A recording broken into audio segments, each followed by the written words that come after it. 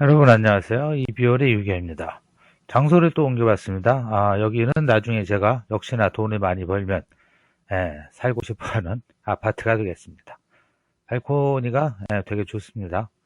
야경도 좋네요. 오늘 집 밖에 안 나갔는데 야경 좋습니다. 자, 그래서 지금 이제 여러분들한테 말씀드릴 거는 전기 선박에 대한 뉴스입니다. 전기 선박에 대한 뉴스가 이번 주면 지금 한 두세 개가 나는데 일단 국내 뉴스로 간추려서 좀 말씀을 드려보도록 하겠고요. 밖엔 그래도 아직까지 좀 추우니까 안으로 들어가서 설명을 좀 들어보도록 하겠습니다.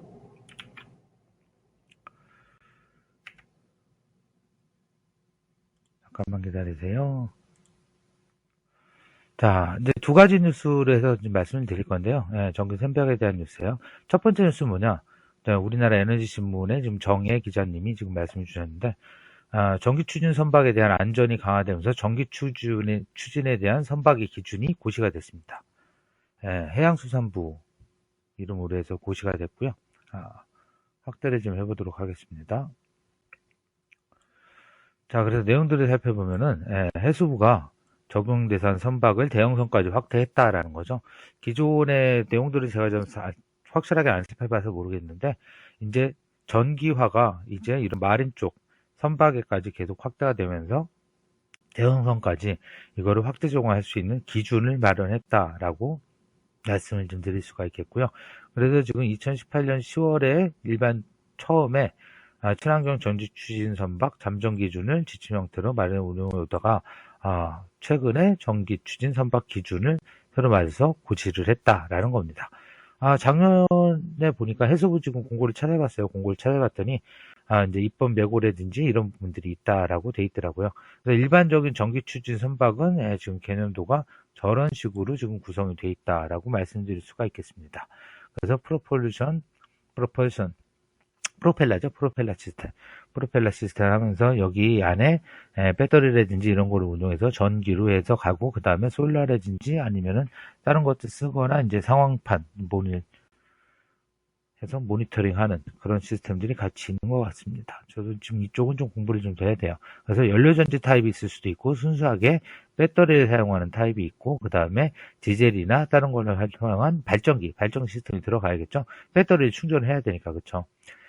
그렇게 됐는데 이 안에는 어떤 내용들이 들어가 있냐라고 하면은 기본적으로 배터리에 대한 폭발 화재를 예방하기 위한 위험성 평가를 실시해야 되고, 배터리 실대한 소화 환기 등 설비의 성능 요건을 상승히 정해야 되고, 전기 추진 설비, 가령 배터리 시스템 이런 게 고장이 나더라도 항해, 소방 설비 등 주요 설비는 정상적으로 작동할 수 있게 설계돼야 한다라는 거죠.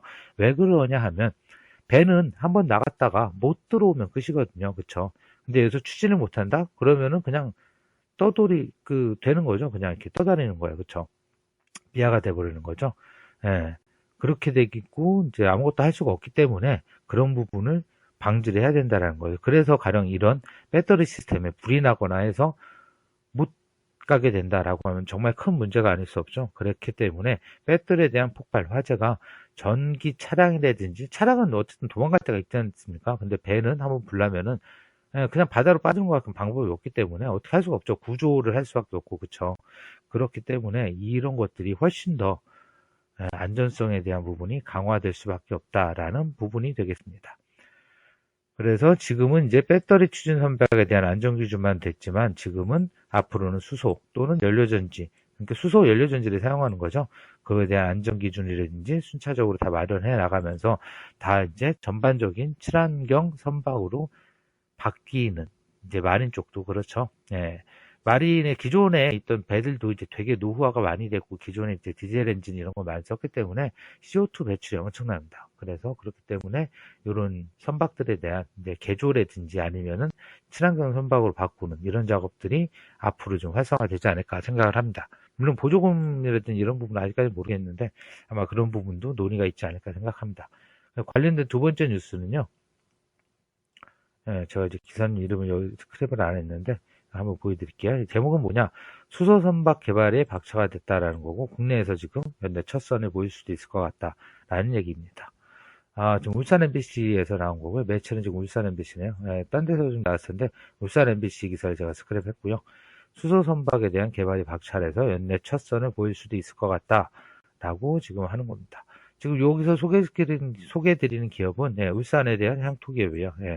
그래서 구명정이랑 고속단정, 소형선박을 주로 제조하던 업체인데 지금 이제 울산이 수소 연료전지에 대한 수소 규제 가해축구로 지정이 됐죠. 수소 자동차도 그렇고.